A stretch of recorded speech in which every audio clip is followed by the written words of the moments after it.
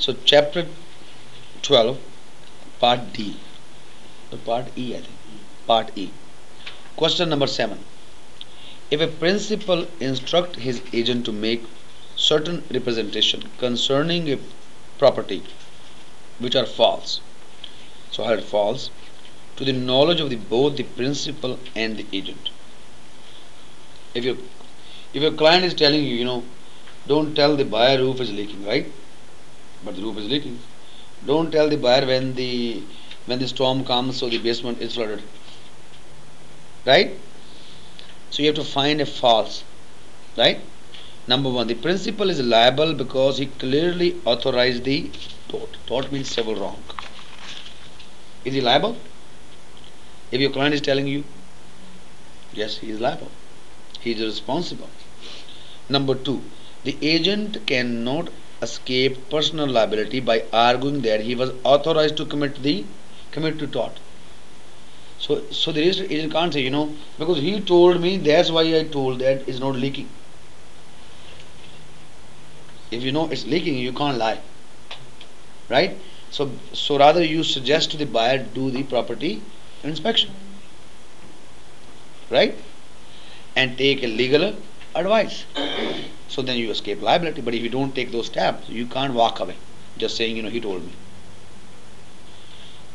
Third, the agent will be personally liable for the tort. So agent will also be personally responsible for the civil wrong. So it's all of the above. It's number 4. And from 7 then we go to 40.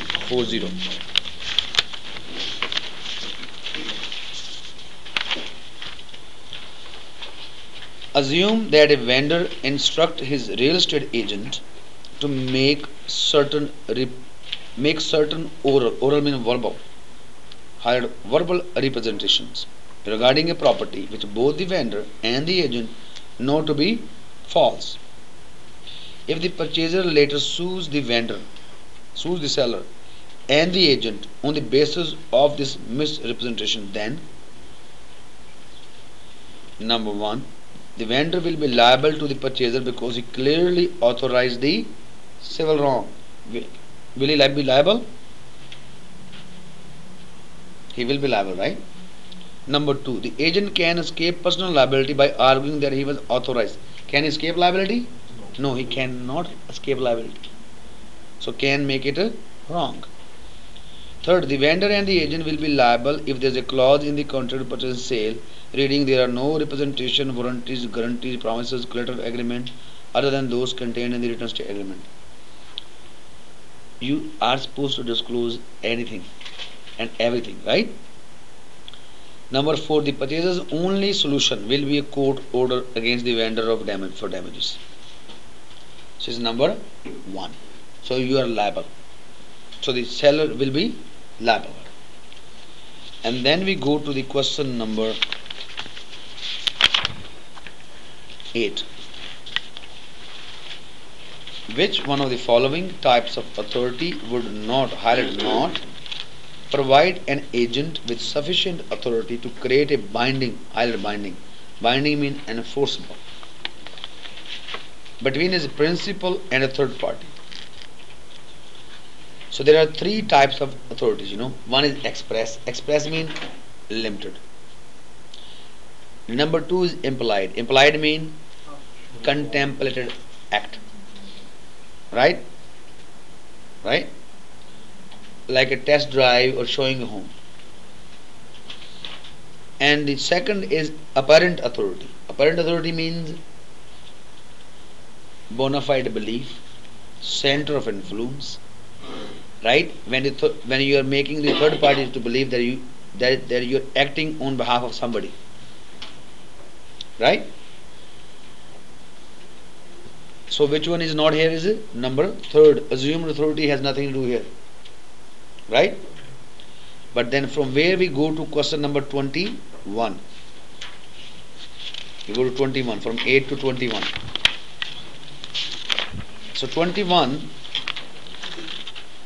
where a principal of an agent has acted in such a manner as to lead third parties to believe that his agent has authority to perform certain act on his behalf. And a third party deals with the agent in a bona fide belief. So, I have a bona fide belief that the agent has authority, that he represents the agent is said to have what kind of authority? Parent. Apparent. Basically, when you go to a superstore, you see a guy is pulling the buggy with the grocery, right? And his wife is paying the bill. Who is the center of influence there? Wife, right? Similarly, certain decisions we make based on the center of influence. So, here is sometime a real estate agent makes a decision on the client's behalf, right? So, what kind of authority he has? Apparent. And the contract is still between his principal and a third party. So, just remember the two keywords: center of influence, bona fide belief, right? Mean apparent authority. So it's number 4. Then from there we go to question number 39.